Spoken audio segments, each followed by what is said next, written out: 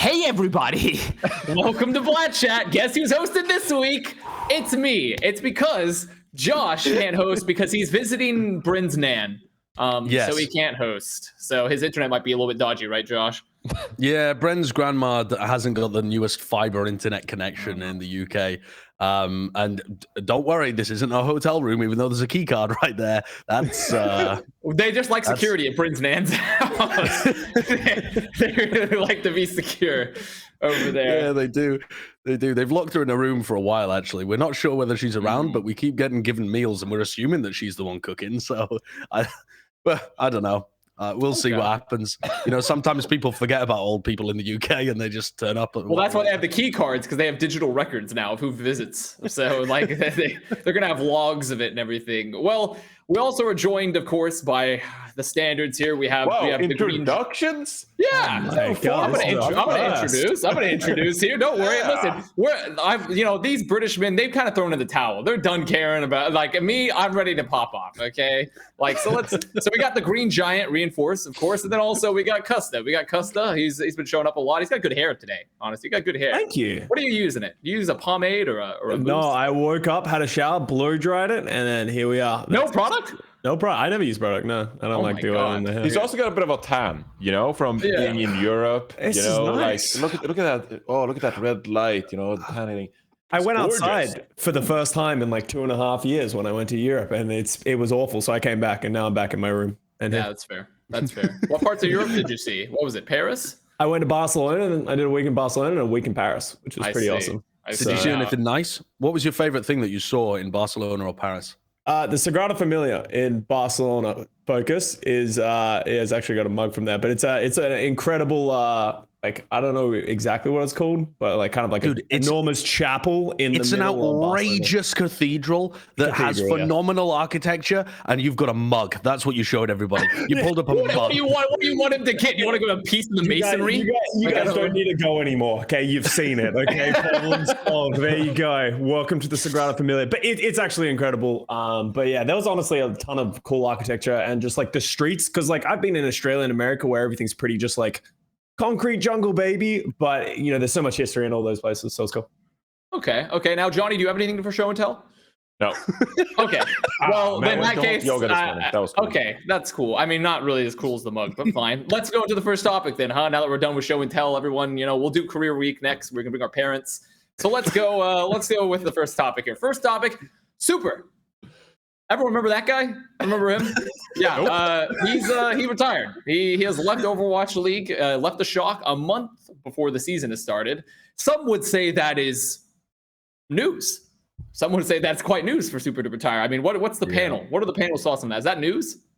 Yeah, I would vote that to be news. That was pretty newsworthy. Okay.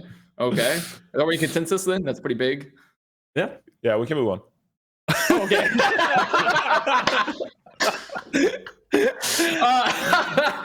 There were reports about Super potentially looking to retire. What was that? At the beginning of this offseason, I think. Yeah. And he had decided not to after committing to it. And then he put out a tweet longer and he was talking on stream about it too. And it seems like he thought he had that passion still. And the closer it got to the season beginning, he realized, oh shit, here we go again. And it just kind of realized that he didn't have it in him to like give 120% like he usually would and try and go out there and win the championship for the third time, by the way, that would be. I mean, you get why, right? Because Overwatch 2 is coming out. So you're like, oh, I really want to be part of the first season of Overwatch 2. Overwatch 2 League? Overwatch 2 League. First season of Overwatch 2 League. And so I think naturally you want to be part of that. And also, you just get to retire once. Or, well, not really. But not an Overwatch. You only retire definitely not an Overwatch. And so I think it's probably a super difficult decision. And I think most people would have been very optimistic about, I want to at least try Overwatch 2 once, and then I can move on. And, if I want to continue streaming like Super, then, I can do that. But I think when you've gotten a taste, just like a sniff of real life without video games 12 hours a day, it's hard to go back. Yeah. It's hard to go back to being a video game nerd. Sorry, are you saying that Super's streaming career is a sniff of real life? That's even less real life than being a video game pro. Look, the structure is very different though between a streamer. Yeah, and the a structure is pro very player. different. Okay, Yeah. you don't have a crusty just like, yo, I need you to turn up and play the best Reinhardt you've ever played for the next 2 hours because we're going to Scrimdle on Spitfire. Like, there's none of that. You can just like, I'm out to my stream on, gonna hang out in my Discord. You know, gonna have a good time. You know, we're gonna play some Elden Ring. We're gonna watch some anime together. Like, I don't know. Like, it's probably way easier. By the way, he's instantly gone into retirement and started commanding a horde of minions to create artwork for him on Reddit. I mean, that's what he's done. He's gone and just started pulling strings, making people create Giga Chad stuff all over the place. Are you getting any commission for that? By the way, Connor, are you getting any of the sweet goodie from some royalties perhaps for the artwork? For the not quite. No, I'm not getting any royalties. You know, on the super topic, I do think the big thing is like, so we're close friends. We used to be on Bird Noises together. Okay, everyone remembers that team, of course. Bird Noises. Oh, it's like me and Vic. Yeah, exactly. but we've been talking a while throughout the offseason about his talks about retirement. Obviously, I'm not going to try out the specifics, but it's definitely something he's been weighing pretty significantly. And it's like, his manager? No, I'm not his manager. I consider myself more of a mentor, you know, more of a mentor in that respect. I'm mentoring Super, and you know, he talked a lot about it. He wavered a lot. Like, it's realistically, you know, a lot of people were bringing out takes that it was like, oh, Overwatch 2 just sucks. Yeah. That's what it, and he's retiring. It's like, no, it's not really that. It's like, he's definitely somebody that's been on the fence for a while, and it was a struggle for him, obviously, to be like, oh, man, I'm going to leave my team when like we need a tank player, and also like, you know, do I really want to go into a new game and have to like learn all this new stuff when I've like won twice and like I have a lot of other things going on with me? Where like, yes, the streamer schedule is very different than the pro schedule. You don't have a scrim blocks you have to show up to anymore. You can wake up whenever you want, turn on the stream. You don't have to shower. I mean, you as a pro player, you don't have to shower really either, but it's recommended. But either way, it's like, there's just a very different schedule. And I think, and that drive to compete at the top level it's hard to maintain he's been doing that. He's been going all gas, no breaks for like 5 years, you know? Yeah. Especially streaming on the side too. Yeah, playing professionally, scrimming, then streaming. No, that's crazy. My mind would have collapsed into a singularity after I did my 1 year of 2019 where I did like 3 days of casting, 1 day in Korea time, and then 4 days of co-stream like every week for like 5 months. My mind wanted to explode. So like, I can't even imagine like his size schedule for like, he's done it for essentially really with Overwatch League. So about like 3 years now, you know, like that's crazy. Like that's a ridiculous workload, especially when you want to be at the top level. But he's done such a good job of maintaining that level of like brand and community connection the entire time that he was a player.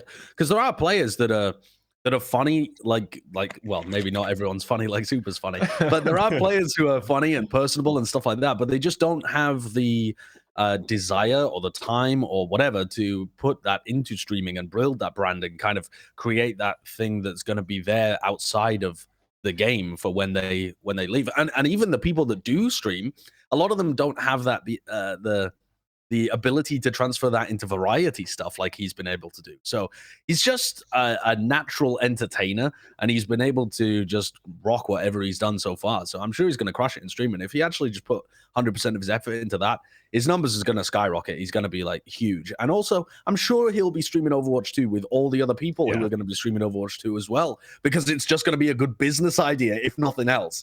And if it does blow up, who are you going to be watching? Who are you going to be watching in Overwatch 2? XQC. Who's a streamer?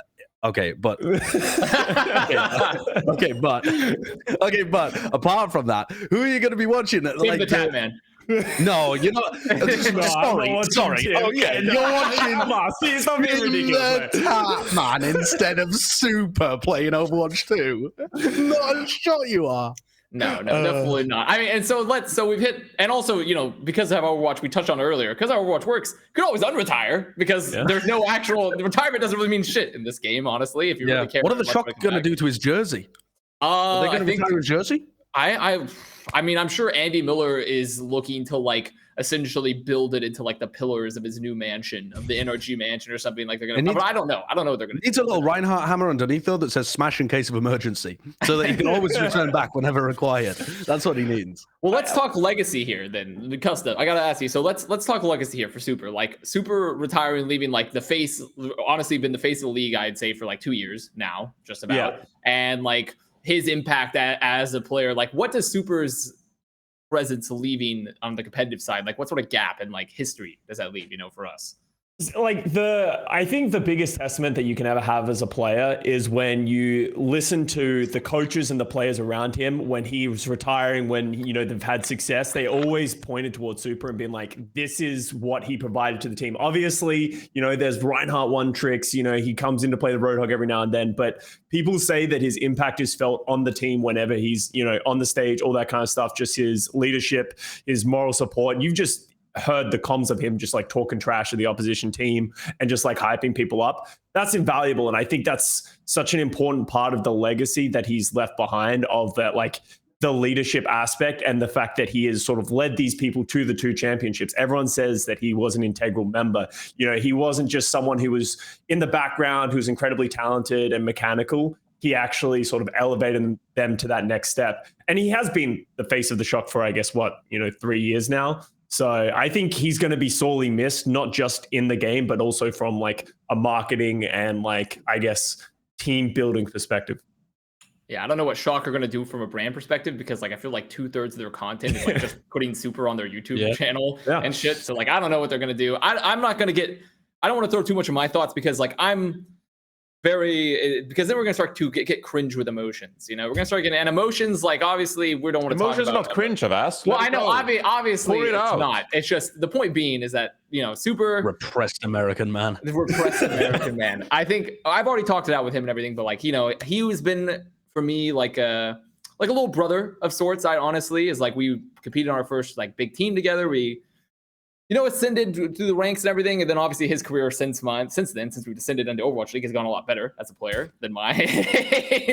But it's undeniable that he's like incredibly talented. I'm super proud of him. And I'm excited to see what he's going to do as a streamer. And I think it's fine for me. I think this is a good time if you wanted to retire. You ended up like you won the Overwatch League twice. You've built an incredible community. Like everyone is like, you're the undisputed, like best, I would say like pretty fairly best Western main tank, like and towards the top of just overall tank list for a lot of Western tank players, like your career has been amazing. It's been fucking incredible. Yeah. Like, so I think time to call it if you want to. I think if you continue even that thought process of like, he's very easily the best Western main tank, but also when we did our greatest of all time tank rankings, he ended up at number 1. Yeah. And then we never did a greatest of all time, just literal list.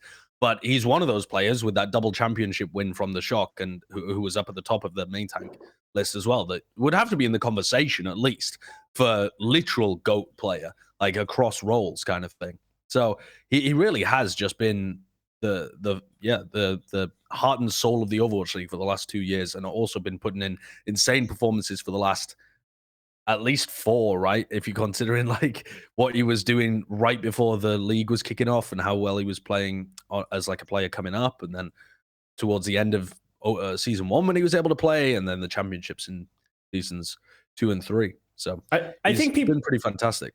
I think people forget how like we like to meme that he's like the Roadhog Reinhardt 2 trick, but like I think people forget just because he was playing behind Smurf how like talented he was at everything. Like people are like, oh, like how can you consider him one of the best main tanks? He didn't even play Winston. But it's like even like before the Shock and like before Smurf joined the team, he was a great Winston player, and like on his up and coming, he had that flexibility. It's not that he never had it; it's just he never played it at that level because of how stacked the Shock is. So I think he is definitely like one of the best main tanks. He'll go down as probably one of the best main tanks of all time in Overwatch 1. So I'm excited to see what he does moving onwards though as like a streamer, because it kind of feels like the XQC effect. Like wasn't XQC almost at like an identical level when he like went out in a ball of flames, like 5,000 stream, and then like he retires / gets kicked out. Yeah, he was only his stream was pretty. I mean, at the end of his tenure on Fuel, yeah, I mean, he was definitely at least like 2 to 3K, like pretty consistently. He was definitely at least in the 2 to 3K range. What's Super like?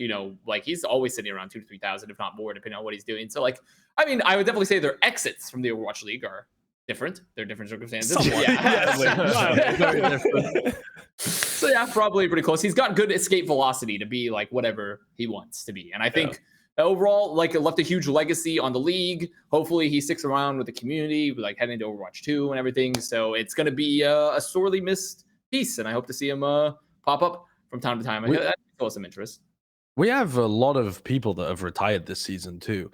Yeah. And there's always a lot of player turnover in Overwatch League, but there's been a lot of like legendary players that have put it down this year. I mean, Super, you've got Jonak as well that's taking a step back, who was intending to play the season out. Birdring took a step back as well after playing arguably his best season most recently, and like a super legendary player too. There's got to be others, right, that I'm forgetting off the top of my head who are just sure. I mean, that's what a crazy player. Yeah, I mean, there's like so many. There's so many fully retire. Yeah, I didn't hear anything fully. I not fully, but like he's not in the league this year. Right. I mean, same with Moth at the moment, right? He's not in the league at the moment. Yeah, I mean, there's just I think it feels like it's a natural inflection point, right, for a lot of players' careers. Is like it's the end of Overwatch 1, we're in Overwatch 2. We don't know exactly what's happening. Also, I've been playing the game for 5+ years, depending on if you were in the beta or not, or stuff like that. Like, so it's just. It's a long time, and like after I'm nearly half a decade committed to a game, it's the issue of like, what are you going to start doing? Like, do you still want to keep playing? Like some people, they have that grind to keep going, but realistically, like the reason I feel like a lot of pro players retire anyways as they get older, it's not because of lack of skill. It's just because you start realizing like, damn, like I can't cook for myself and live a healthy lifestyle and do other things if I'm playing video games 12 hours a day. It's just like tough. It's really tough to hold that balance as you get older. Yeah, I think it's a testament to how difficult it is to be an Overwatch pro. Like even in some other games, you can keep going into your like early 30s. Like you can just look at Counter-Strike, for example. Like they're not gonna change the way smokes works. Like usually you can practice those lineups and you know how the game functions, and then you can just practice your mechanical skill. Get a new team together, work with the teamwork, etc. But like Overwatch, it's so in flux. So many things change all the time. Such a dynamic game that you have to put in these extreme hours to just compete with the very best, especially during the season, where it's like you gotta play matches every week. There's no breaks, like with tournaments in Counter-Strike, etc. So it's such a phase, such a period of just like constant grinding, thinking about Overwatch all the time, playing so much that like it really takes a toll on you.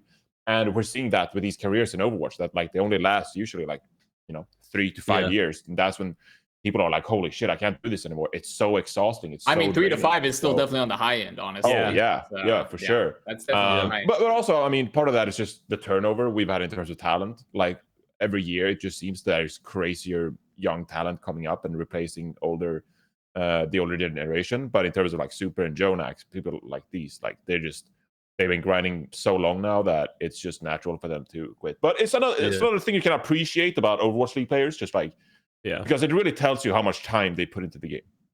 But one of the crazy things about Overwatch as well, though, is how good the rookie players are. Because you wouldn't get turnover like this if the rookie players were bad, because you just stick with the more experienced players, and they would be able to take it a little more chill because they wouldn't have that constant pressure from below, from the tier 2 scene, from the contender scene. And it's mad because the tier 2 scene is not good in this game at all in terms of being well supported or well rounded. It's not. It's a bit of a shell, and yet it still produces elite talents every single year, and it's a fucking good job it does as well, because the Shock have got 5 of them heading into next season, so they're really hoping that story continues for Overwatch 2.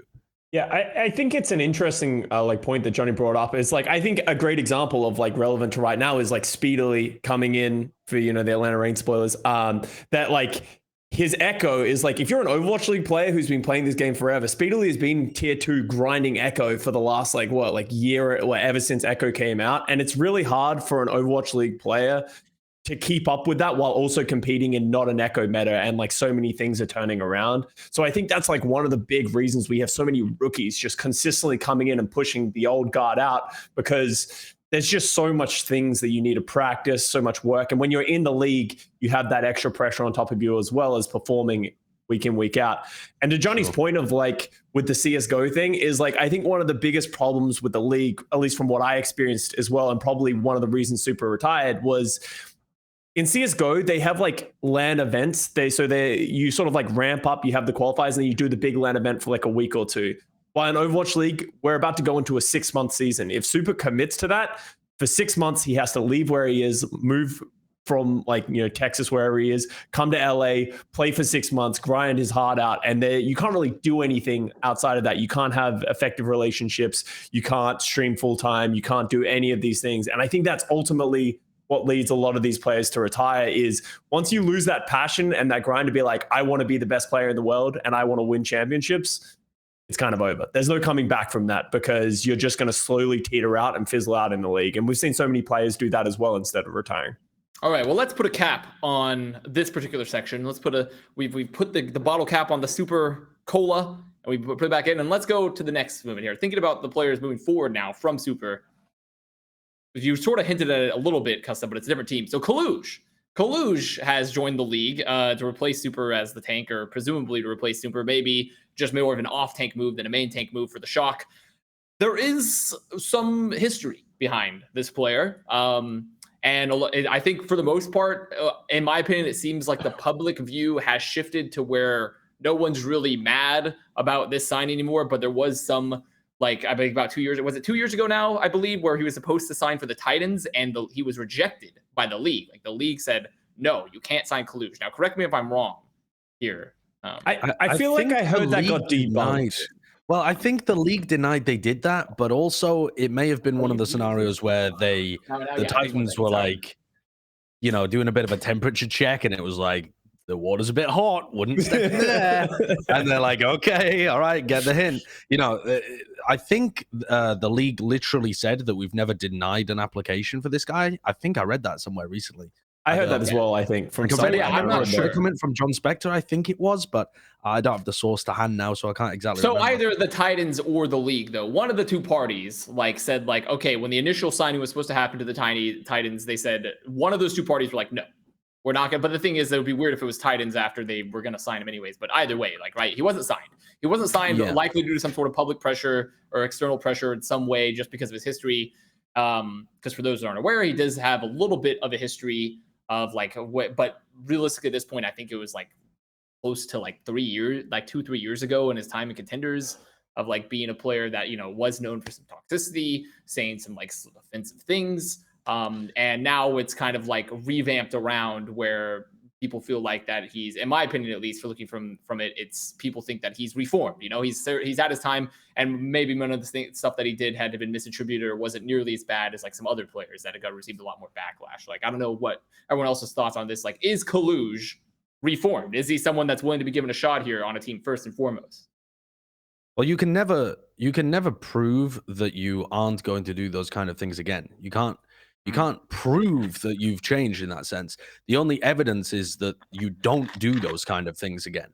You can't undo them. Once you've said those kind of things and demonstrated that your attitudes to that are hateful in some sense, then you can't counter that by being loving or something. It doesn't work to undo those actions. But what you can do is demonstrate for a significant period of time that you aren't engaging in that kind of activity, that you're remorseful for it, and that you understand that it was that it was inappropriate, and commit to not doing it in the future, which it seems the dude's done. And you'd rather be in a position, in my opinion, as a community where you're happy to give people the benefit of the doubt until they reoffend, rather than just exclude people based on an instance that happened many years ago. I think the opportunity for education and reform is going to be better in situations like this. There are some heinous acts where I'd be like, no, fuck off, get out forever. Yeah. But I think this is one of them where you want to be pursuing that avenue of hoping the guy has actually learned from it. Yeah. Oh, sorry. No, you go first, John. No, go on. All right. I actually was I didn't know a lot about the history of Coluge and that kind of stuff when the thing came out. People were like, he's the worst from this situation. I'm like, okay, well, let's read about it. Almost everything that he did and all these negative things that happened were from 2018 and 2019. He served a ban, I think, for boosting at some point, early in 2019. He did his time. I think, as Josh said, he hasn't really been a repeat offender of a lot of the toxicity that came up in 2018. At some point, you got to give people, an opportunity at redemption. And I think he's been gone for a while. I think it's good to get his opportunity. And as Josh said, if it comes up again, then at that point, that's sort of the nail in the coffin. But until that repeat offender happens, I think you got to give him a chance. Yeah, and I think people just in general were very wary of Coluge as a figure because of there were so many like accusations going around, and we have that comment from Watchful where he summarizes like what he did do and what he didn't do, the one shown on screen right now, and I think a lot of people are just like wary of this player in general because there was so much conflicting information. You browse Reddit comments. There's of course like never a great source in general when like discussing a player, what they've done, etc. So like laying out the facts here, what he's done and what he hasn't done is like very helpful in that regard. Now, there are things he has done in 2018, 2019 that were like really shitty, that were like things that shouldn't be accepted and that shouldn't be tolerated. Absolutely. But it's been 4 years since then. And I think moving forward, this player has a chance to actually like prove that they've learned from their mistakes and that they are not the player they were 4 years ago in that sense. So I think moving forward, obviously there will be like some cautiousness about this player, like embracing this player and making sure that Coluge has actually learned from his mistakes and moved on in that way.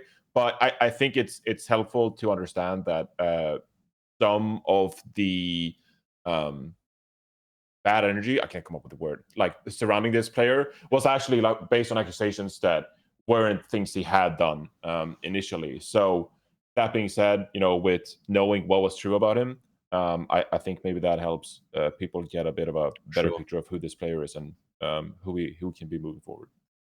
Yeah, the waters were definitely. He is muddy, also, I think. Go ahead, Josh. Yeah, he is a very, very talented player though, and he's one of the players that you're happy if you're a Shock fan. I think that has been brought in to fill Super's shoes. There's not really anybody that's going to be able to inspire the same level of confidence that Super would have heading into Overwatch 2. But Coluge is extremely skilled, very flexible. I think he's the kind of player that looks great to be into the new role for Overwatch 2.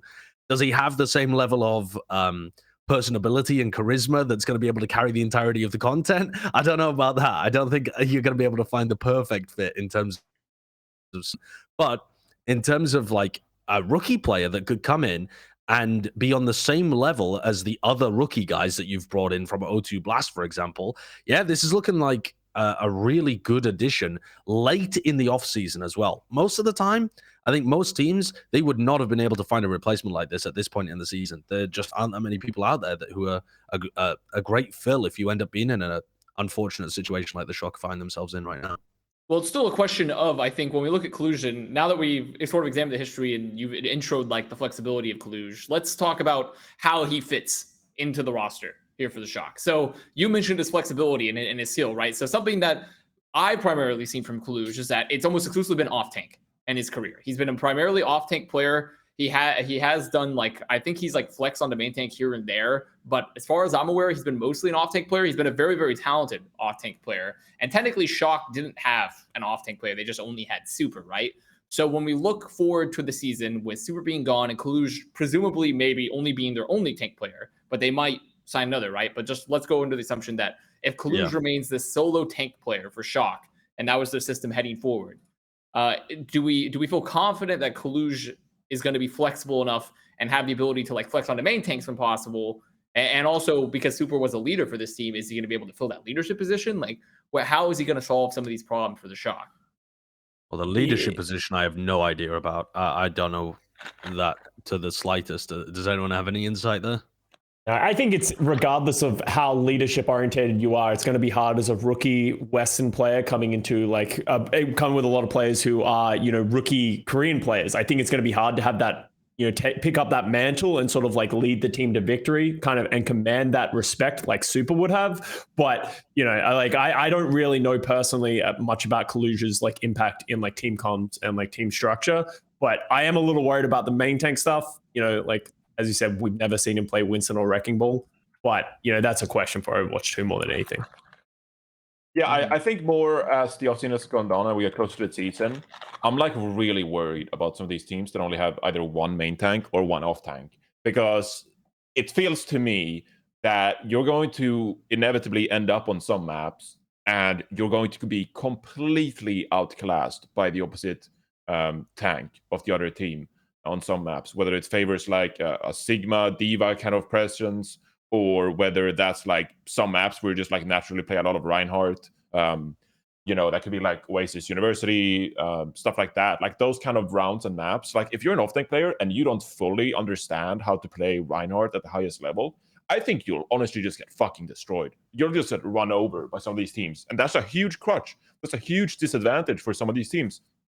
And I think similarly, you're going to end up on some maps where if you're a main tank specialist and you don't necessarily have the chops to play D.Va, Sigma, or even Zarya at like a really high level, I think that's going to be a huge crutch for your team. And I think you're going to be at a very big disadvantage. You'll have to shape your compositions you play accordingly. And so for Coluge here, I don't know like how he's going to be able to contribute on Reinhardt and Winston on some maps like Super could. I think Super is one of those players, based on what we've seen from him earlier, even like, very early on, like 2018, 2019, that he had the mechanical skill to flex onto some of these heroes, whether it's like in ranked, fight for like the number one rank spot, playing D.Va, stuff like that. Like he could do that. So he could flex over to those heroes, Roadhog. But when it comes from Coluge, I don't know how he can flex over to the main tank heroes and how that's going to hurt Shock in the Overwatch League this season. I think it comes down to even more than that too, honestly, which is, I think Coluge is about the best that they could have done in this situation, considering how, last minute it is and that kind of stuff. But you now have a team full of rookies where the only player that even keeps any semblance of that like Shock system alive is a player who is presumably going to be playing main support whenever you need a main support to be played. I mean, Violet isn't even going to be on his most well-known role unless you're playing double flex support, which I mean that could well be the meta for more than half of the season. That could be the case. But is Violet also a leadership figure? Violet was like the last addition to the Shock and a player that took a while to actually fit into their system when he first got added. He wasn't the glue player that held the Shock together. That's the guy that you just lost. So I don't see this team having any of the identity left of that old team. I think Super was the one piece that was holding that thread together. That ship of Theseus was being held together by Super's presence. And now it is just a completely different ship other than the coaching staff, really. And I think they've essentially just got to kind of start again. Like this team is just a brand new team, but with Violet's name on it, maybe not even his role attached to it. So this is severely affected where I think the Shock is going to be placing in the season. And it's not a knock on Coluge's talent, but it's just, it makes me feel less confident about the team's success overall if they don't have Super's leadership and Super's flexibility and Super's main tank ability and Super's understanding of how these team systems and understanding of how to win, and teaching these rookies and teaching Sam and anybody else that they had added to the team who's a Western player how to win and how to perform underneath Krusty. On that ship of Theseus theory, though, I think it's really interesting that I think Shock is one of the few teams in the league that has actually like established like an identity and a brand as a franchise, like as a team. They are not bound to the players that are on their roster and like the influences that those players have on their roster. Obviously, it's a big change, like you're saying, where you have a bunch of rookies coming in. Some of them have played together before in contenders. But if you look at some other teams, like they just pick up talent and like they're starting fresh, they're starting new, trying to make it in the Overwatch League.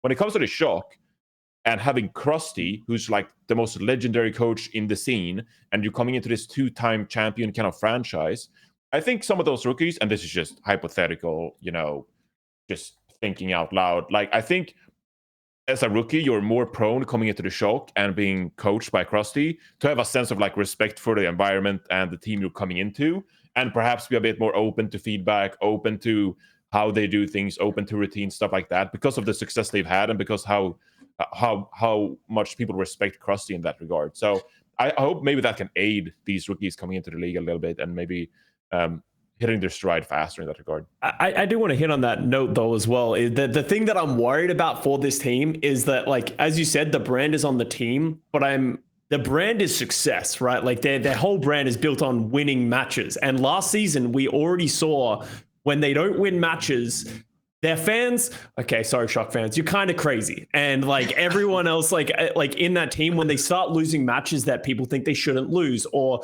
that they have these expectations that they're a championship caliber team, this is obviously a team that, as Josh said, isn't really any semblance of the Shock that we've known from the 2019-2020 season. They have so many rookies, and I think I'm a little worried that if they start slow, especially if they end up in a main support, main tank meta, right? Let's say we end up in like a Winston Lucio meta for whatever reason.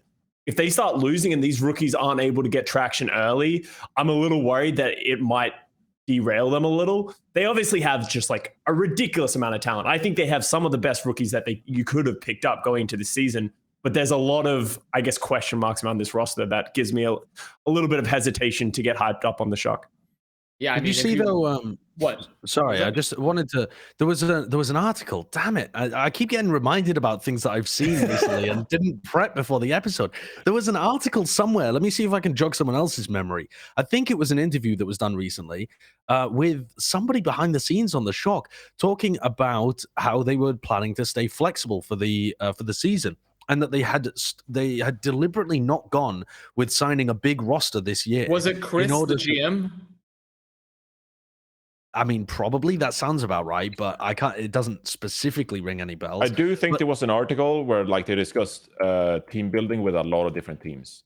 Yes, I think it was that one. But there was specifically a quote from the Shock in there. If you can find it and send it to Kurt, I'd love to give credit to whoever was writing it too. I think I found it. I'll link it in the live chat. Because I think it had, from what I can remember off the top of my head, I think it had a quote saying that they're specifically trying to keep their roster small at the beginning so that they have the flexibility to be able to make mid-season signings, so that they're not going crazy with their budget, you know? Was this it? Possibly. I've read a lot of Overwatch League articles. You know, people think that I'm just lost in the Valorant source, but I do read all of the articles that happen. I just don't remember everything that's inside of them. So it was this article actually, because I remember reading this quote from the Gladiators too. But there is a comment in here at some point for the Shock, I think, and it was talking about trying to keep their roster open as possible so that they would be flexible. And the idea there being that they have a small roster right now, but they would be able to make signings to increase this level of flexibility down the road. And I don't think that they listen. This roster is never going to be bad, though. Like any roster where you can get proper playing 100% of the time is not going to be bad. They're not going to be suffering. They've got a talented roster with 3 players from O2 Blast that won back-to-back contender seasons. They're a nasty good team. It's just they might not be the best or even hunting for the best. Yeah. I mean, that's the big thing for me as well, is like we have to really test. You know, you brought up the idea of the Shock system. I felt like the Shock system was already kind of under pressure last year. Like the way when we thought we're like, oh, like the Shock system's always going to produce, going to give me a lump of coal and give me a fucking diamond. I felt like that diamond was kind of half polished last year. It's not that Shock was bad. Shock was a really good team, but was it like the Shock that had won 2 Overwatch League seasons? Like, I don't really think so necessarily, right? And some people will attribute that to like, well, we didn't have the support. They didn't have the support staff, right? They didn't have all these assistant coaches that have been working with Krusty to help him plan out all his Machiavellian coaching schemes and things and like put his order onto the roster. And now he's got some of those assistant coaches back. So maybe this is like the true test, I think. Like when you think about it, it's a fully rookie roster, essentially, minus Violet. Pretty much a fully rookie roster. Like, so how does a staff take this team and try to put them in the expectations of the Shock and see like how they perform in a game like Overwatch 2, where we're going to have drastically changing metas, probably new heroes arriving all the time, fingers crossed, please God. And, all these other things showing up, where this is going to be a true test, I think, for a team that has like the Shock history and that's supposed to have the system of like, can you actually put a system in place for this team? So if we have any closing comments, otherwise we need to head over to the next thing, which actually is probably, Scott, you mentioned it, but we didn't actually put on the list yet because we forgot to put on the list, because I want to touch on it at least, which is the Speedily signing for the Atlanta Reign. Because they've been hinting on it, and of course, like they dropped the player announcement on literally the worst possible date in esports, April 1st. They announced Speedily on April 1st. It was a funny joke. I mean, it was, but it's like, surely you have to know, like, at the very least, don't put the announcement on April 1st. Like, they literally had to do a second announcement. April 1st just gobbles knobs in esports. It's just It's horrendous. It is an awful date in esports. The Twitter stuff, the videos, the fake signings, people thinking they're funny. It's a day where everyone thinks they're a comedian, and it's painfully awful. The fake signings is the worst. I think the fake signings are by far the worst because they're never like.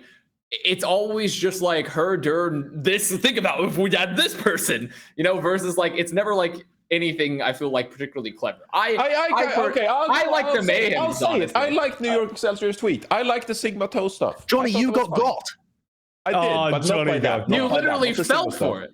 Johnny, you posted a tweet saying I got by something. What did you get got by?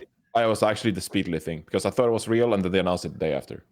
Which I got got for 24 hours. But it was real. It was real. Yeah, but on April 1st, it wasn't real. Yeah. Because it was a joke. But then on April 2nd, it was real. I feel like it's real. Or maybe it was real the whole time, but it was it's real. They don't change. Yes, they just. You think they thought that was a joke on April 1st, but then it actually, like the social media guy got told on April 2nd, actually, that thing that you made a joke about. They did a follow-up tweet April 2nd. Yeah, because everyone thought it was a joke because it was stupid to announce it. No, the issue isn't that it was it was just that it was dumb to put the announcement on April 1st. Yeah. That was the problem. It was always. But did I get got or did I not get got? I asked. I don't think you got. I don't think you got got. I think you've got in yourself. I think you've got in yourself, pal. Like I think that's the issue here. You're overthinking this way too much. It's speedily signed. It's a fact. It's real. April 1st myself. Great. Yes, you did. You April 1st. So let's talk speedily. So for people who aren't aware, it's a really huge news. Essentially, Brad Rajani. I used to make this joke where Brad Rajani, the head coach of the Reign, the Sefi, I always made the joke that he was running he was looking to make like Brad Rajani's gifted and talented kids emporium for like Overwatch League, where like he was just always wanting to sign like the youngest, like most cracked players and just like put them on all the roles. And like, that's what he always wanted to do scouting wise. He has a knack for finding talent. Not that really speedily had to be found, but this is like essentially completing the NA Exodia of just like all the fucking Angry Titans play, or not Angry Titans, but rather American Tornado players, like Redbird play. I always mix up with Angry Titans. Same. I mean, it's just AT, isn't it? It's AT, but this is like the last like really big free agent to like grab from that roster from North America, and is kind of known as an Echo prodigy. So let's discuss how this affects the Reign here a little bit. Like, how do we feel like this signing affects the Reign's chances moving in? And should people be really hyped about this? When does he come of age? Late August. August 26th. That's what I was going to bring up. It's not like he's about to turn 18. That is late. They just changed the rules to where now they can sign a player this young, where they couldn't before. Well, what? So he's only going to be available for playoffs? No, Countdown Cup as well. You need to remember, like, I think some people get like shocked about the August. It's like, that's so late in the season. Remember, we're starting at the beginning of May. Like, it's only really like 3 and a bit months, like thing. Obviously not ideal, but he will be able to play at least like the back half of the season. They don't like, it's not like Atlanta Reign is in desperate need of Speedily. They got Kai, Nero, and Venom. Like they're chilling for the most part, but it'll definitely be a power up when Speedily can come to this roster. Has a lot of experience with these players, and he is just bonkers on some of these heroes if you've seen him play. Shit, he's good. He's insanely good. And also, this is the role where it changes the game for their DPS line, I think. I mean, Nero, I've been a fan of Nero. I think he was a player that when he played for like the Charge, for example, he was really on the come up, showcasing what he was made of. Didn't play that year in the World Cup, but looked like the best flex DPS that North America had available at the time. But this team has got, like, Venom is going to be cracked in his kind of like, tracer role, assuming that that's going to be a somewhat standard for the year. Kai is insanely good in long range hit scan. And then you've got Speedily, who's going to be just a fucking nutcase on the flex DPS kind of roles. That is a scarily good DPS line. And that has just been the Atlanta Reign to a T for so long. But it feels like last season they figured out how to get the rest working, and they still have Gator, Hawk there, and a good support line. So a great support line. Yeah, I think this team. I thought Speedily was only available for playoffs. I hadn't looked at the schedule. I didn't realize it was also the final stage too. I don't know if it's official. This is based on Liquipedia, by the way. So I don't know if it's official, but according to Liquipedia, Countdown Cup is like in September or something. It's crazy. So And based on like the comments early on, I think the Countdown Cup is like part of like the road to playoffs or something like that. So maybe that helps if they're struggling. But I don't expect this roster to struggle. Like it's a crazy good roster. So when I made that like Houston Outlaws thing, like top 4 or whatever, it's funny because one team eventually has to go, and who knows what team that's gonna be.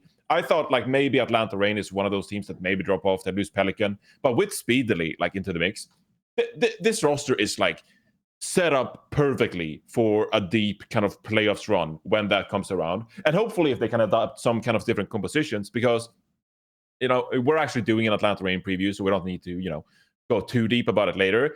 But one of the big issues last year was that they had to primarily play like the double shield kind of compositions, play a lot of the Rhine compositions, and they took that into playoffs, and it worked for them. They made it their own, and that's what they specialized in, and they were able to beat some of these teams.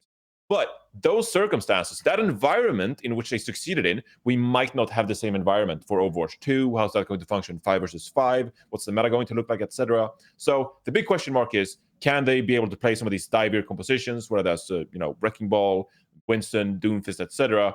But when it comes to like the DPS lineup and stuff like that, like the talent is there. The mechanical skill is insane. Speedily is frustratingly good. There are a few players coming up from contenders that are frustratingly good, where they are so good that they take over the game and they ruin your ability to research any other player. So like if you want to study a flex support and the DPS player just takes over the game, you're like, well, I mean, I didn't see the Ana do anything great because they just like pocketed their Genji and the Genji killed everyone.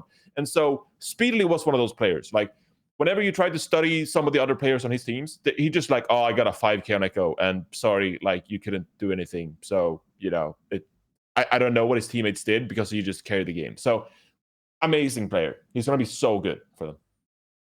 Okay, so the consensus is he's pretty poggers, one could say. He's pretty poggers.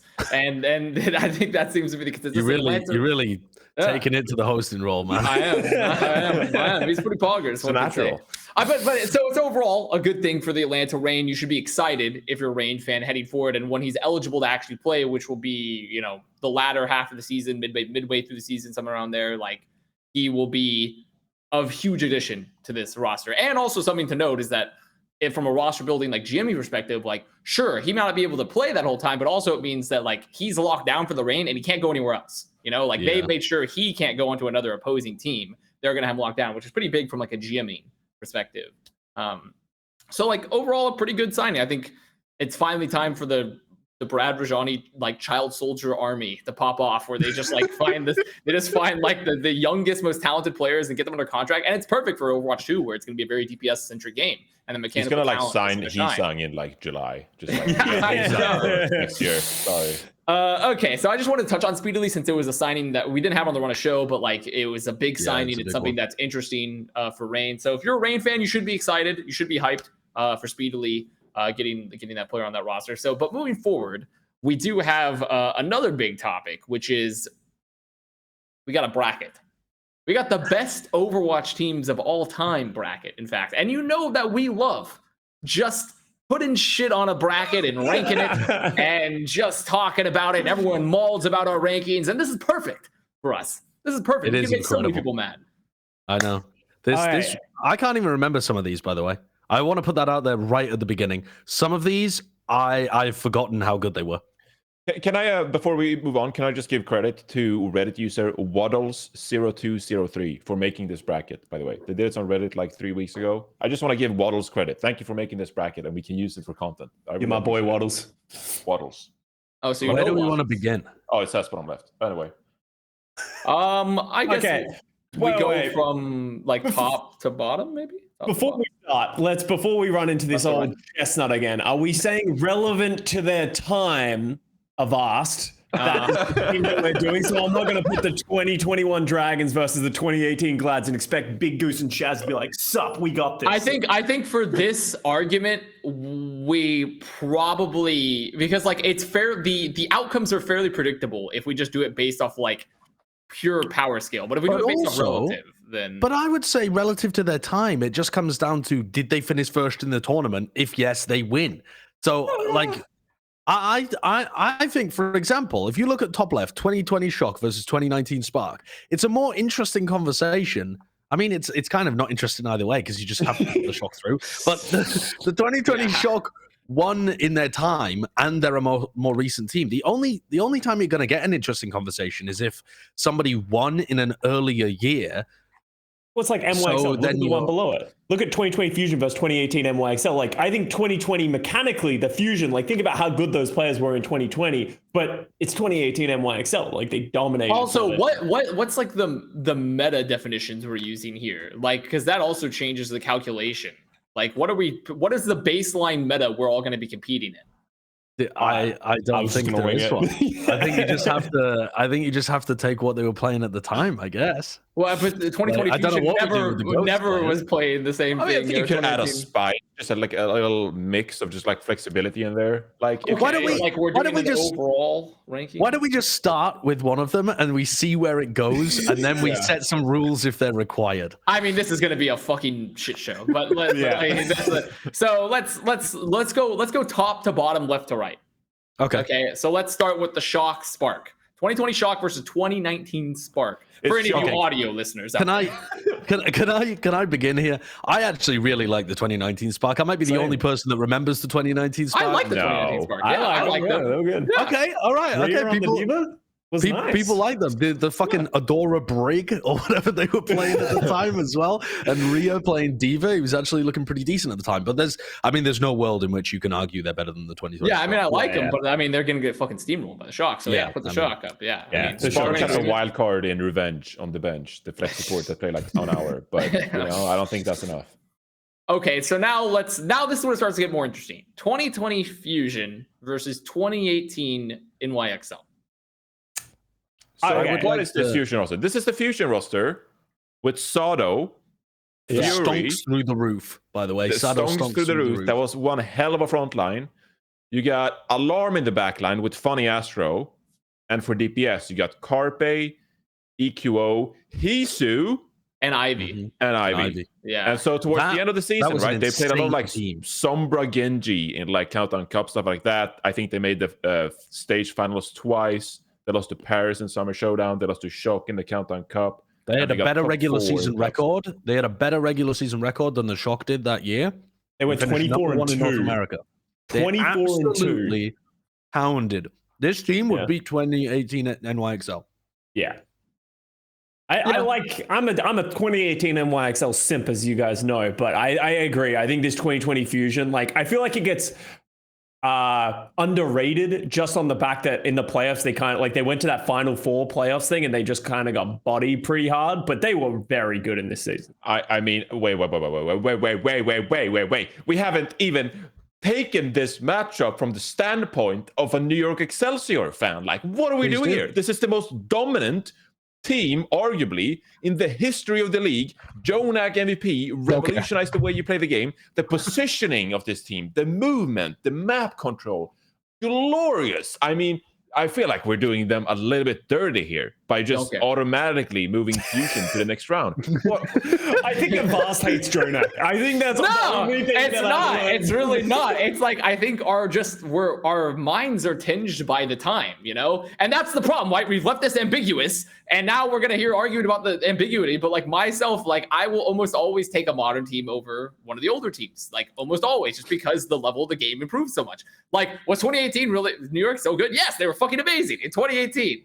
So like, okay, it's but because they beat them in stage 3. It's because they beat Boston in stage 3.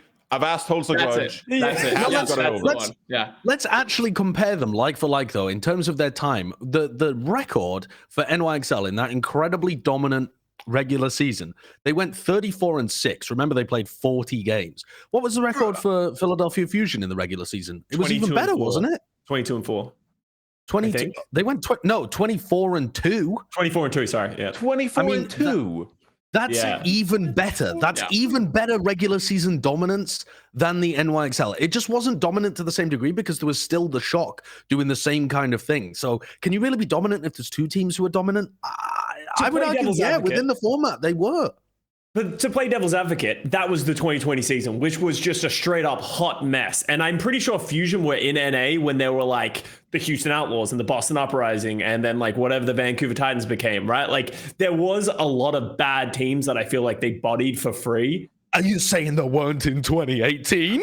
Yeah. NYXL had 40 games, and some of them were against Shanghai, some of them were against Florida, some of them were against just piles of turd out there. I'm trying to help NYXL here, just a little bit. I agree. Like the quality of play year on year just gets better and better and better. And that's why this whole thing, our Madness 2022, is very tainted, as Avast likes to say. But the 2018 team was very, very good, but the 2020 fusion is just it was nasty. Okay, one more thing. New York Excelsior in 2018, they lost narrowly stage 1 to London Spitfire. I think there was a 7-map series after London went the full distance in the earlier round 2. They won stage 2 against Philadelphia Fusion in a reverse sweep. They beat Boston Uprising in stage 3, and I think they made the finals against the Valiant in stage 4. They made all 4 stage finals. They won 2 of them. Yeah, Custa actually beat them, unlike you have asked. So I hate to see it. I had a perfect stage. So they made all 4 stages, and they won 2 of them. And then they bombed out in the playoffs early. Okay. Yeah, but I guess we're going to Fusion. Okay. Yeah. Well, Great. Yeah. Now this one is interesting to me. So 2019 Titans versus 2021 Hunters. Now this is interesting to me because if this was GOAT's meta, Titans would dominate the Hunters. Titans would literally roll and smoke the Hunters a million times. But if it's the meta that we were playing in 2021 or more divey meta, then it starts getting that's when we start running into the issues here because there's sometimes we just look at it okay, sure. But baseline, the 2019 Titans were fucking incredible at the meta they played, and also there's really, if they had time to stick together, but all right, they could have been better outside of that as well. But here's an interesting thought experiment. What if the 2019 Titans had stuck together? What if Vancouver Titans were not a dogshit organization and actually that team had managed to survive? And so you had, you have Bumper playing, by the way, Bumper won Overwatch Contenders in Korea playing Winston, so it's not like he was a Reinhardt one-trick, as some people seem to believe. Yeah. I mean, he was a fraggy like Winston. Yeah. He had a very aggressive Winston, I will agree. But also, that was, who knows how it would have adjusted over a longer season if he had been playing it, right? We didn't really get to see any. Or they would have replaced him in 2 years, right? It might not have been the exact same roster, but let's imagine it was the same roster. You got Bumper, you got Haxal, you've got Twilight in that back line. You've got Slime there as well, who didn't have a great recent season, but he did look great at the time, so maybe he would have continued to. But who knows what would have changed if he had kept in the same system, right? Versus I think if you compare them like for like, the obvious place that they slip up is just the lack of a god tracer player compared to Leave, who was just running that team. But it's not like they have a bad roster. Even but also Stitch was really good at tracer still. He just wasn't a god tracer. I feel Stitch he was not on the level of Striker. Yeah. But I feel like when we look back at his career post Titans, at Stitch, he still had some very good moments. Stitch. The long range hit playoffs for Washington Justice was very strong. Yeah, I think Stitch. I definitely wouldn't put him at the top of my list here by any means, but I'm okay, he's definitely, I think he could be competitive, but there's very few players that are able to go toe to toe with the League, there are very, very few. So, and then Haxel, I'm perfectly fine putting Haxel versus Jinmu, I think I'm perfectly content with not that. Versus Leave. I mean either. Oh. Yeah, no, I mean in terms of the flex DPS. Right. When I think of flex DPS, Haxel, I think if he had been able to actually play flex DPS, would have been really good. But they never really had the chance to do so.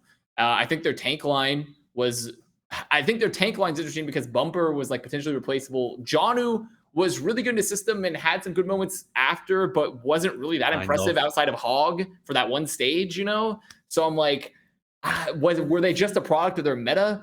But it's tough to answer from there. I think this is the problem, right? Is if it's GOATs, Titans win. If it's not GOATs, I put Hunters.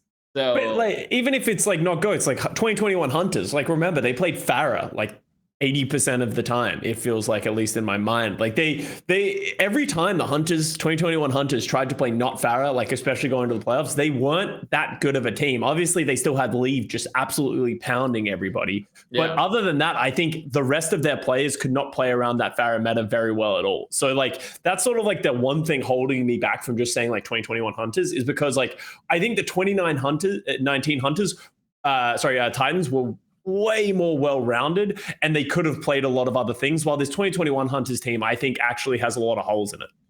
Especially with coaching.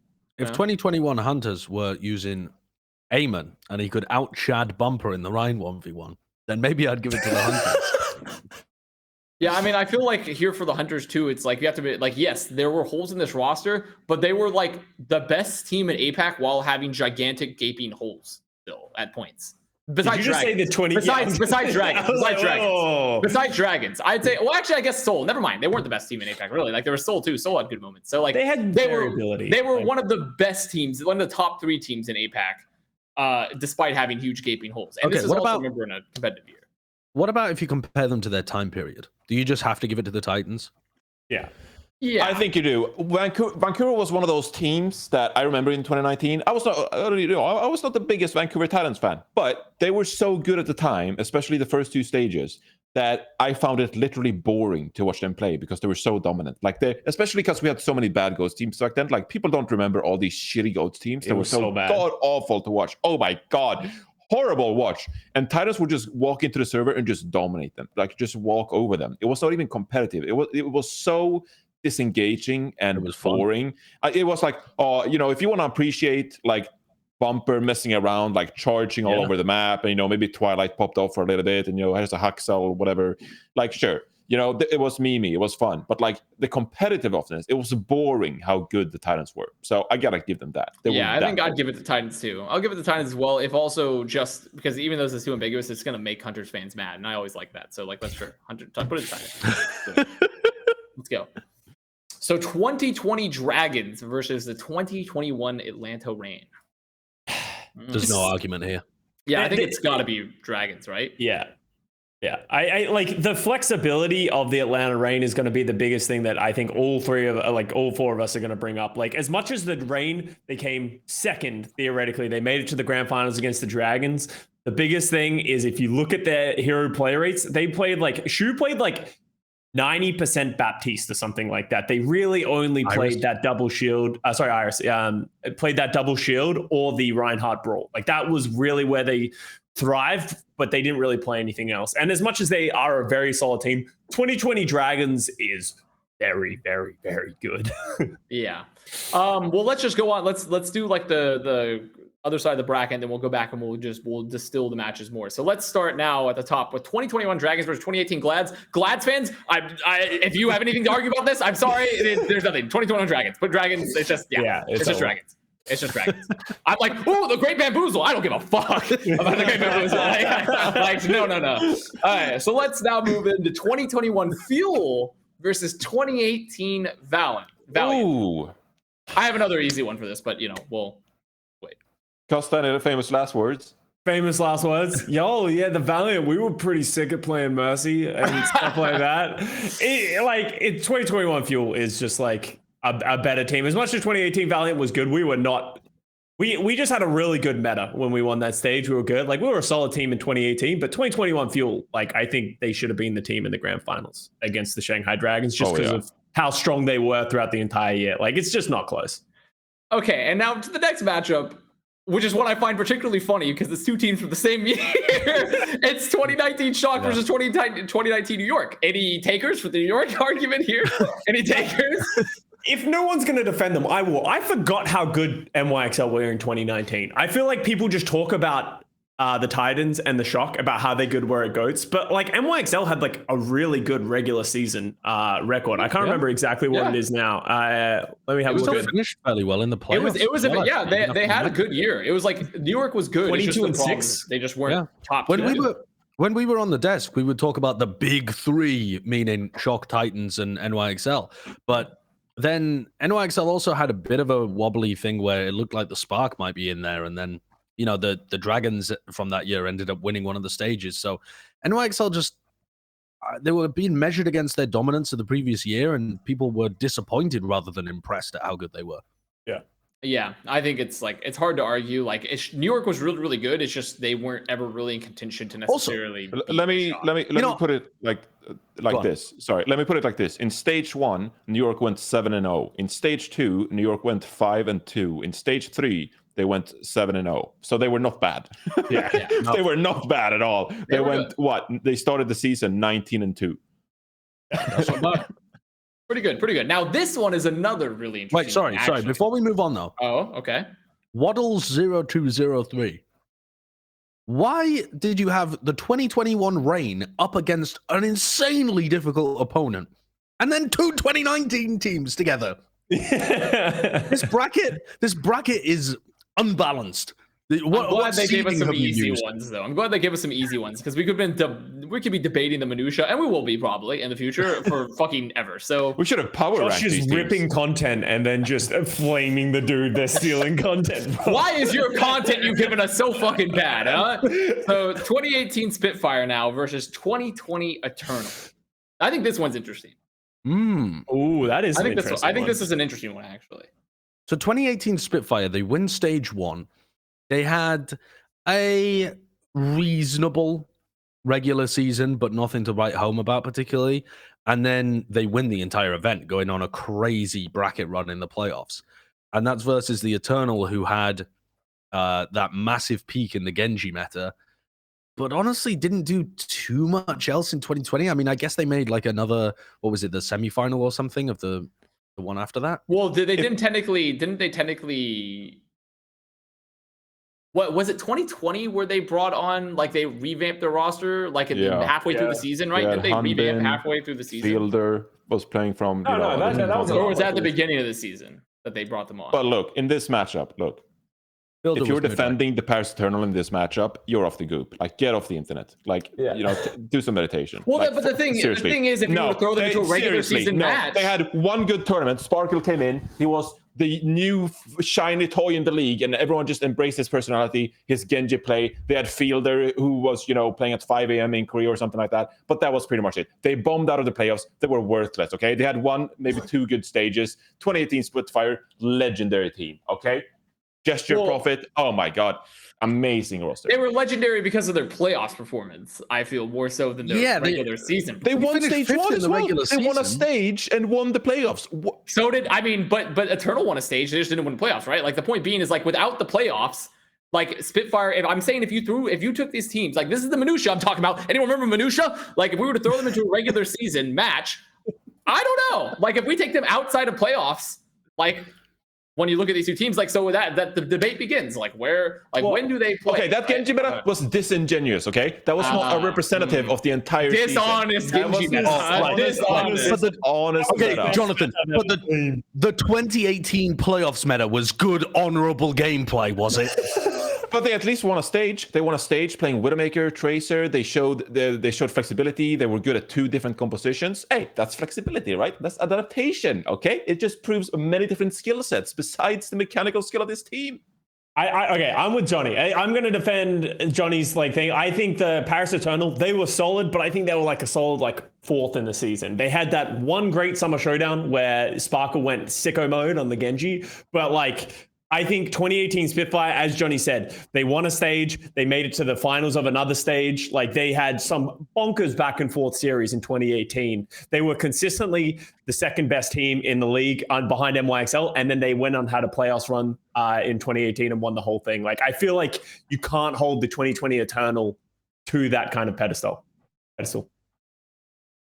Josh looks upset. Did he disconnect? Is he frozen?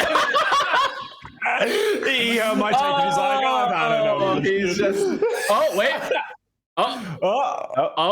He's looking even angrier. Yeah, he's looking even more angry than he was before. He's gonna have harsh words with Bren's grandma.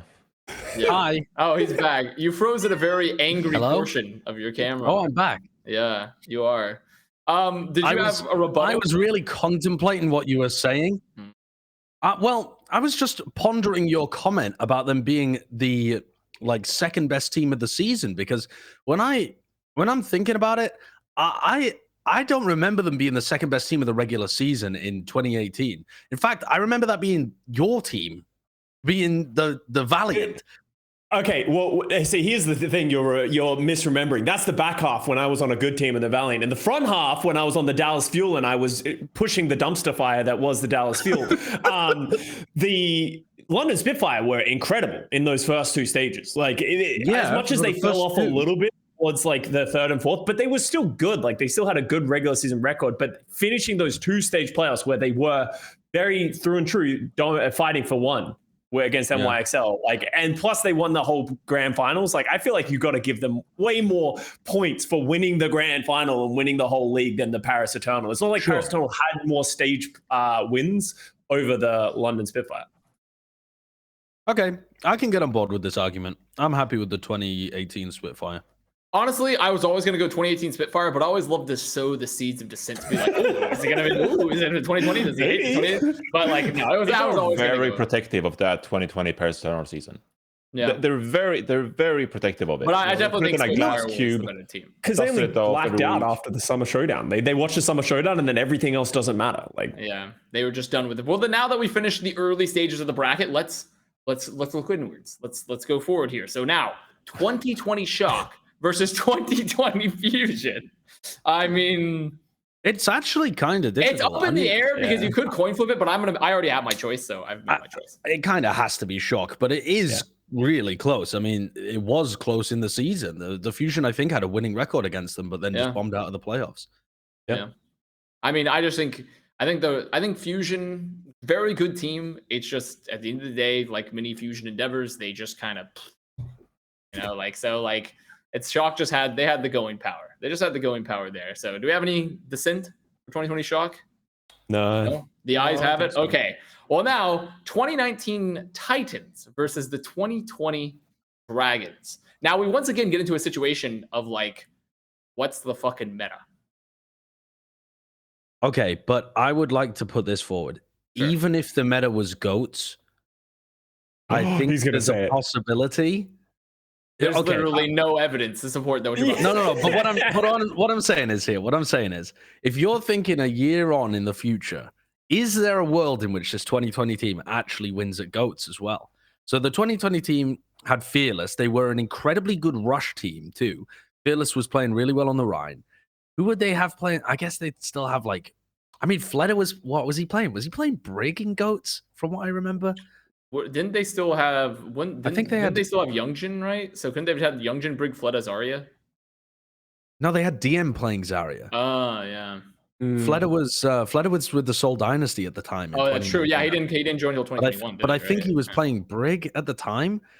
So I guess you'd have like Lip. I don't know. This is going. Fleta was there in 2020. He won MVP. Was he? Yeah, he won MVP. No. I'm saying in 2019. In 2019, when GOATs was meta, he was with the Seoul Dynasty. Yeah. So I know this is like fantasy land, but I could actually see that team with the level of coordination they had and how good they were at Rush, which was somewhat similar in terms of like the ideas that you're going for. I could even see this team bringing it to the 2019 Vancouver Titans if you gave them enough time to be like, they had the full year of getting good at GOATs. I'm not writing this team off. Sure. I mean, the Batman argument of prep time always does lend some weight of like they can defeat any enemy if given enough prep. But I just I'm trying to see this is the thing. We have to pick a definitive what is our criteria to judge this. I mean, across the board, I'd probably pick 2020 Dragons if I was going holistically. If I were to pick purely GOATs, I would take the Titans. Is there any player you'd rather have from the 2019 Titans? I mean, I'd say Janu, but then you have Void, and I'm like, no. No. Would you rather have Haxel than Fleta? Yes, no. On Brig. Okay, on Brig, Haxel's sure. Brig was good, yeah. But Haxel's Brig was insane. But we're still talking holistically. I do think Haxel's probably the one player I'd be willing to slot into the Dragons, to take. But the rest of the players I'd probably keep. Who was Isaiah for the Dragons in 2020? Sumitsu was fucking sick in 2019. Okay, well. You're telling me Lip couldn't be as good as Sominsu if you gave him some time? I mean, theoretically, Lip can do anything. I've accepted at this point that he could just touch anything and be the best at it. So, I'm going for 2020 Dragons. I'm living in a But it's completely irrational. I mean, theoretically, in GOATs, Titans would probably still win, but like, who knows? Like, it's holistically, I think 2020 Dragons does win. Wait, someone is inevitably going to make the argument that 2019 Titans, they actually played the entire league, they dominated the entire league, they were consistent against the entire league, and meanwhile, Shanghai Dragons, they won a couple of stages between like 7 teams, and their main competition was Guangzhou Charge and New York Excelsior. They went 27-2 though. Yeah. But, you know, the Vancouver Titans also made the grand finals. They played against the London Spitfire of 2020. But also the Titans were playing against the Washington Justice of 2019. See, it goes both ways. That's not an argument then. It goes both ways. They're like the GOATs teams in North America were so tragic, Josh coined the term time thieves. So, like, they stole time from us, our most valuable resource. Shanghai would not have gone 27-2 if they had played Philadelphia, San Francisco, Paris that season. Yeah. They were not overly way better than them in the regular season, in my opinion. Yeah, I don't think that's likely. I think they would have added at least another loss onto that. Yeah. Either way, I don't think they would have been like a 50-50 team. I do want to have a different... slightly different discussion about this arm of the bracket, though, because we were having a debate about 2019 Titans versus 2021 Hunters, and the 2021 Hunters is a fantastic squad. It's an easier comparison as well with the Dragons. Like, if we had made the other decision and the Hunters from this year had gone through to face off in this mystical bracket against the 2020 Dragons, is there a world where you guys are actually prepping that team to win? Do you think the addition of Fate pushed them ahead? Do you think that team was like fearless? Is there any argument for the Hunters being better than them at all? No. Fleta, not even slightly? Isayaki, no. I mean, Hunters could cheese them out and take them to the Chengdu zone, as they always do. But like, my biggest problem every time I talk about the Hunters, and it's frustrating, and I hope that they fix this year, is that they have always been a cheese team. Like, they have never played the game straight up. And I think that makes it incredibly difficult to rank them against historical teams, because obviously Leave can hold up against the Shanghai Dragons, but how much can all these other players hold up in different metas, in different situations, when you're playing a straight up game and you're not just playing Farah Mercy and hope they don't know how to counter it? Well, I feel like their player capability, the player quality is not the issue. It's more so just like their team play. Like, I feel really confident. Like, if you were to post up Evital versus like Li Jiagang, I'm like, yeah, like you can definitely compete. If I post up like Faraway or Nisha versus like Izayaki, I'm like, yeah, they can compete. Like the same thing across all their player qualities. In the Summer Showdown. Yeah, exactly. Very competitive. It's literally just like a team play issue. Like, I don't think it's a skill issue. They weren't running. I mean, unless you're saying the meta was cheesy, they were running the meta. They kind of they were playing the ball. I mean, Ball, Farah Mercy, Tracer kind of was meta at the time.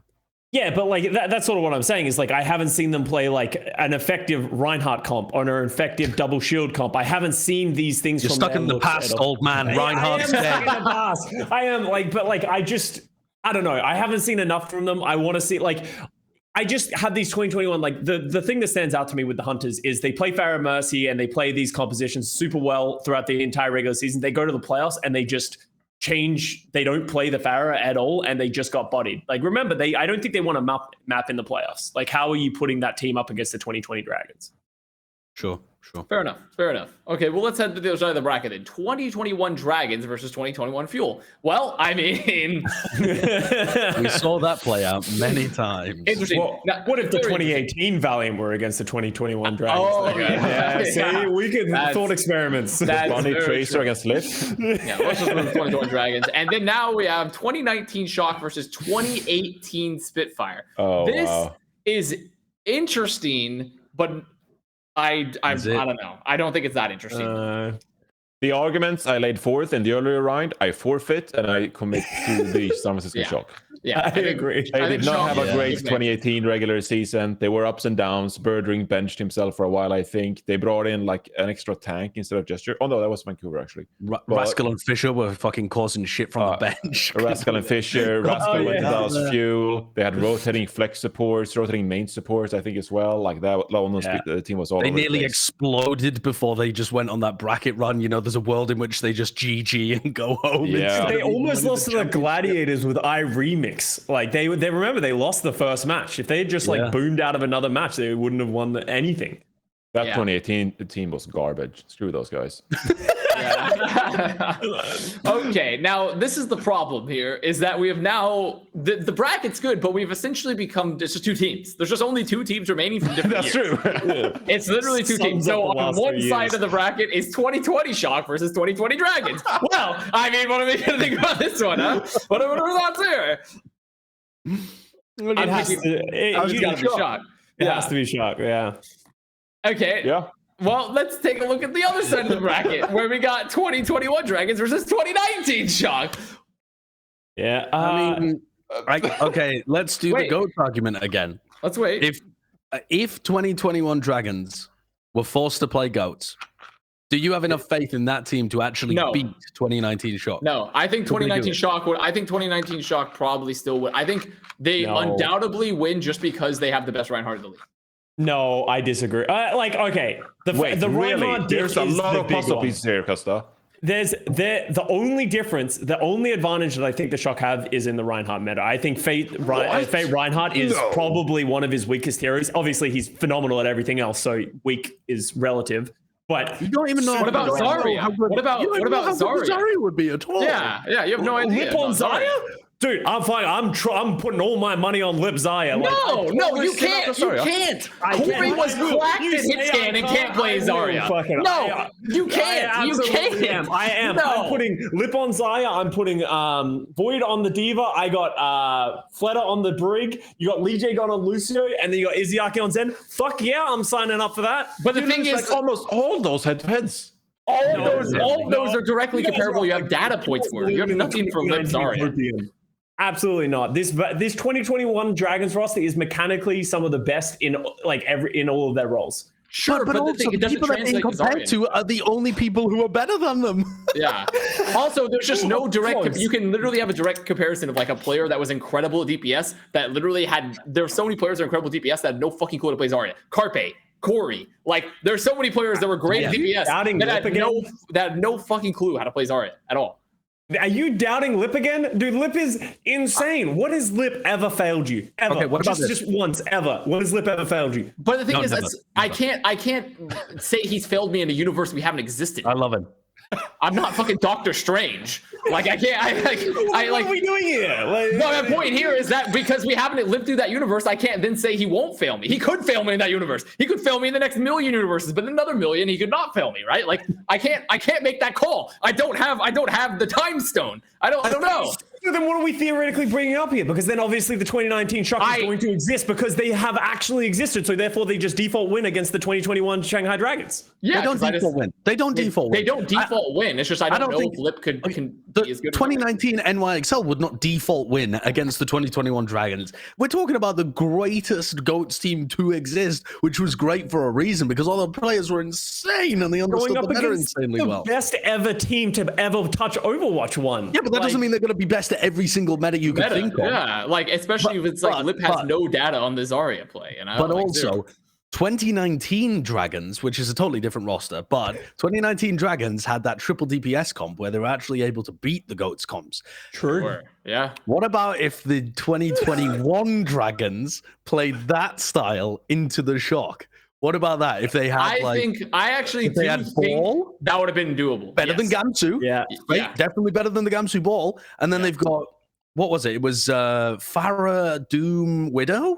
Is that what it was?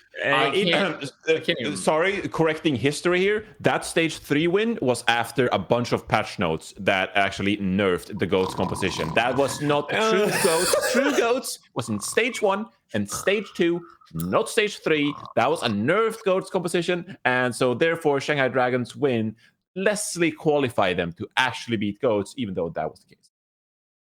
Okay, I don't give a shit. That patch happened before stage 2. Either way, make your choice. Throw your dice, okay? You guys are hiding behind the guise of time right now. Like I want you guys. I would still take. There's no debate.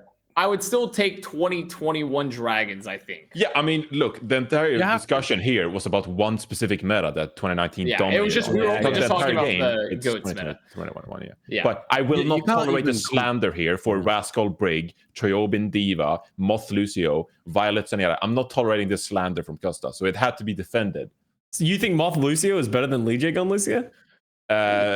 good. You think Choi 2019 it Diva is was. better than Void Diva? I think- in the GOATs meta, Moth actually GOATs, might have been. I better think than I think the Lucio. Mock Lucio is like one of the best styles for goats possibly agree, have had. I think Ligia Gong's Lucio was like probably one of like Ligia definitely Gong's optimal. Lucio would have been in front of the Ryan Shield for like 30% of the game. Yeah.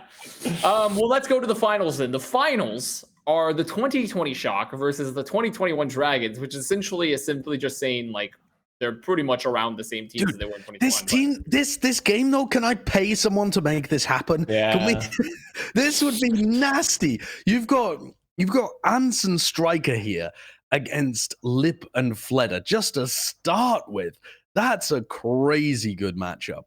At their peak, You too. remember how Like, good Ans was in yeah. 2020? And like, holy shit, I don't have the Striker stats. against Fleder too. I don't have the stats in front of me, but I think in 2020, I think Ants had like 40% first kill ratio or something. It was absolutely insane. Like Shock just played 6 versus 5, like half of the game. It was I actually think that insane. DPS line's better for the Shock. I think Ant Striker at their peaks in 2020 yeah. is, and I don't say that lightly, is better than Fleder Lip from 2021. If we're talking long range hit scan, but if it's a Sombra Tracer meta, you have to give it to Lip, right? So again, it comes a little bit So down. it comes out as a wash. So onto then the let's compare. I mean, the tank lines don't really change. The tank lines are the tank lines don't change because it's it's Shock's tank line is still super Choi, and then we got well, they played a lot of Violet. Smurf in the 2020 finals, right? If I'm correct. Super only really true. came Yeah, into the yeah, Roadhog. super. Yeah, that's true. They did play a lot of Smurf, Winston. So I mean, if it was that Roadhog kind of meta, though, I mean, I would 2021 probably Dragons. I would take Super's Roadhog over Bates Roadhog. Yeah, So, I mean, in that every day playoff of the meta week. for 2020, I think Shock win that game. I think they can't. Yeah, but if you're gonna compare tank lineups, I too think that Super Choi might be better, but we can't forget like Fate and what he did on Wrecking Ball with this Shanghai team in 2021. And he just like, people were like, me and Custa were literally getting paid to be on camera and just be like, they're playing ball. What the fuck are they doing? And then they just figured it out and just beat Battlefield doing it. It was They just like, flipped a switch against that Winston Moira comp and they were like, oh god, everything we just said was incredibly wrong and Fate is just absolutely panic. But here's the thing about it as well, where we're talking about the 2021 Dragons playing in the 2020 Grand Finals. Think about it inversely. Imagine if the 2020 Shock were playing in the meta of the Shanghai Dragons in 2021. I don't think it would be close. Like, I think the meta that the Shanghai Dragons I are playing think that the 2021 was super Sombra dominant. kind of ruins them. I think that's mostly the biggest factor to me when I look at this is simply a Sombra differential. Yeah. Rascal has a good Sombra though. He does, but I mean, he's not. You are a rascal simp, my dude. Just tier 3 rascal sub every day of the week. I think holistically, we probably have to give the edge to the 2021 Dragons just a bit. But I definitely feel like it's a kind of a coin flip and almost entirely decided by what we are choosing is like going to make to me, I see this and like, okay, Shock wins in this metas, Dragons win in this meta, but then the one thing that you can guarantee between both these teams is that Sombra could be played in both of these eras, right? Who wins in GOATs? I definitely, I'll still take Shock because 2020 Shock is still 2019 Shock. No, it's not. No, it's not. Yeah. Oh, What, that's you've got fair. Striker Yeah. on Zarya now? Oh, yeah, I guess that's true. Yeah. That makes a big difference. That does make a big difference. And you don't have Rascal actually anymore. Oh no, you do have Rascal. He just wasn't playing for the latter portion of the for season. variety of reasons. But let's not forget his Genji. But you're not going to have like Echo, Baptiste. There was a lot of okay. Calm the rant down. That does change it up a bit. But I wonder if yeah. But the thing is, then we're essentially just working at territory where neither Lip nor Striker really played that much Zarya, Yeah. And the core of 2019 Shock would still be the same for Goats. It was a stupid hypothesis, I grant you that. It was a truly idiotic thought experiment. Dude, I don't know. Do you agree though that both would win their respective years still? Or do you think one team would be able to beat the other in the year that they were good? I mean, that 2020 playoffs meta. I think 2020, it's like kind of like, I don't know, but I feel like Shock still were like fucking incredible in the So I think they had the perfect meta, and I think they had their team exactly where they needed. They had that like dive setup with like Smurf Striker if they ever played like control and stuff like that. But if they ever needed to like slow it down and play the Roadhog, they had super. Like I think they had all the bases covered. I don't think it was ever really. I think Shock 2020 was like the best at what they did in that time. Are we saying that there is a world where Shock 2020 is the best roster that's ever existed? No, because so why not? If you're so just immediately opposed to that, 2021 Dragons. 2021 Dragons. Like if you would ask me before we saw 2021, absolutely they were the best team to ever touch the game. Their diversity, their depth of roster, everything, the skill in which they were playing was absolutely incredible. But the 2021 Dragons, pound for pound against everyone else in the roster in pretty much all the metas that they played, were some of the best players in the world, and like if not the best players in the world in their role. I just think that team is just so good. What happens if you take them out of a Wrecking Ball meta? I think they can play a Winston meta. I think they can play Brawl. Like they've shown the ability to play these other comps. The reason I think they one-tricked Wrecking Ball is because no one knew how to beat it. Like remember they were good in the Winston metas. They just weren't as good as Dallas Fuel, who that was literally the perfect meta for them in a way. And I think it depowers a lot of, because it was just a stupid comp, right? Like Winston Moira, it was just a dumb comp. Like that's not a mechanical comp. That's just like, hey, let's run at each other. Dude, really fast. you're actually dropping the dishonest comp. I know. It was called zombie comp for a reason, dude. Like, it was just boring. But the thing is, you still had to have the skill to be fucking incredible at it, which is what Fuel was so good at, right? It's like their coordination was next level in terms of how their focus was. And, like, but Shanghai was close, right? Like it was always close every time Shanghai played Fuel. I think Fuel just had that slight edge. And that's why I'm saying it's like, I think Shanghai wasn't a one-trick Wrecking Ball comp. They just... Did we see a Ryan meta at any point? Am I forgetting one? I don't really remember seeing a Ryan comp at any point. A little bit of Brawl. I mean, obviously there were teams that played Ryan, right? Atlanta, Shock played Ryan, but I don't think Shanghai at any point touched Ryan. The only thing I can remember is I think this was the grand finals of 2021 when they did the sim strat on the first point of Hanamura and it bodied Atlanta. And then the second time they did that same attack, they faked the sim strat and absolutely bodied the Atlanta again. So like they knew how to play it and they were smart enough to do it. I just don't think they played it as much because they knew they're playing into the West's advantage if you play Brawl against. Sure. The thing is, you also have to think mentality here. I feel like the mentality of like playoffs 2020 Shock, like coming out of like 2019 and like that build up, like the 2019-2020 Shock era is literally like it is the most Giga Chad mental of any team ever. Like, in my opinion, I think the 2019-2020 Shock mental era, like that locker room presence they had, was, and it's such an incredible testosterone bomb that if you dropped it like onto a piece of land, everyone would sprout facial hair. Like, I think the 2019-2020 Shock mental was fucking next level. That's the thing that honestly kind of like makes it close to me. Is just like how ridiculously steely powerful the mental was for Shock. Sure, but I the counter to that is that the 2021 Dragons were literally like the Terminator. Like they came to Earth and just, destroyed everyone around them. Like they were robots. They were so man versus machine. And they just zero emotion. Like they won the grand finals, walked out on stage and was like, we're going to go to McDonald's. They literally went to McDonald's after they won. They just like, okay, cool. Thanks. You notice that there's only one 2021 team that made it like that deep? We're in our brackets, whereas there's the 2020 Shock had a pretty easy bracket, to be honest. The strength of schedule in the bracket was not good. But the thing is, all the other equivalent 2021 teams were knocked out by the Dragons. Except for Hunters. So it's like not even fair. It was literally still just one team pruning the timeline. Yeah. Just getting rid of them. Yeah. All right, are we going with the 2021 Dragons then? We are. I guess we'll go with the Dragons. My heart tells me Shock, but my brain. I think Shock would win in a Orisa meta, and just like we're gonna sit back with Ans and Striker to play Tracer. Or a Hog meta. Sure, but fucking Hog meta, like. That happened in the 2020 playoffs. And it was awful. Yeah, it's weird how we're like picking some metas are just like, oh, this meta like not dishonest. Hog meta, so dishonest. But like all the other metas that suddenly randomly happened, really, those were honest. Okay, I still remember in 2020 when I found out that they were gonna like patch before the playoffs, and I just like punched air. Like I was molding. I remember where I was when I heard that. No joke. I was molding in 2018, and then I just gave up. Remember, That's like good. we would have got the 2020 Dragons versus the 2020 Shock if they didn't do that dumb meta change. Because the only reason Soul was there was because they like The stupid hog. They shit, embraced yeah, the stupid hog shit and just like ran through the playoffs. And it was like they were so average. Like, wait, I have it here. In the regular season, the Soul Dynasty went 12-12. They had a 500 record and they made it to the grand finals. I will admit the hog meta change before playoffs was definitely one of the most bullshit ones because it also not only did it save Dynasty, it also made Justice randomly good, you know? Yeah. And I was pissed about that as well because that team did not deserve to be good based off their like other performances. But let's move on then. So we've had our bracket. It's our best team of all time. The 2021 Dragons. Surely no one will be mad about this, Clueless. So this is the best team of all time.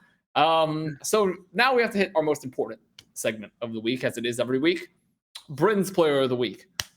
Amazing. Now Bren is obviously not on the show. He's also visiting his nan. So like we haven't heard his input just yet. And he didn't get a key card, so he can't get out of his room in the nan facility.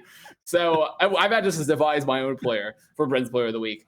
And they'll transmit it to him via the monitor in his room. And I think I will pick, it's a pretty safe standard one, but I think it's a good one. I'm going to pick Super as his last player of the week he'll ever probably receive, unless he unretires. I think he's earned it. He's earned it after his time in the Overwatch League. The ability to build himself like beyond just being a pure Overwatch League pro as well. When you look at like how well-rounded individual, how well he's like set himself up to exit that life. His impact on the game and the legacy, him as a competitor, overall, him as a marketing tool, and also just like a general like looking at him as a tool. Well, I mean, he's been an all around like huge asset for the league and his teams, and like I think there's a lot of respect to him. So I got to give it to him. I think Super is the Bren's player of the week. Absolutely. And when one of Super's viewers links him this timestamp and donates it to him, please like, comment, and subscribe to Plat Chat. All of you little Super fans, go and just hit the subscribe button for us. Why don't you? And maybe we'll talk about Super next week as well, even though he's just a streamer. Maybe we'll start a streamer podcast about him. Called the Super Plat Chat around. I mean, that's just what we do for Valorant, right? Make sure to shoehorn TSM or 100 Thieves and everything. So now we're going to make sure to get Super and everything moving forward with Overwatch. So that's been episode 125. Episode 125, you guys couldn't believe it. 125 episodes of us doing this. Let us know why. Should we stop? Let us know in the comments below, along with all the other interactions Josh proposed from the super fans. And we're going to be back hopefully soon. It was a great week, and I'm feeling fresh. Just end it, man. Just say goodbye. Just say goodbye. Let's send it.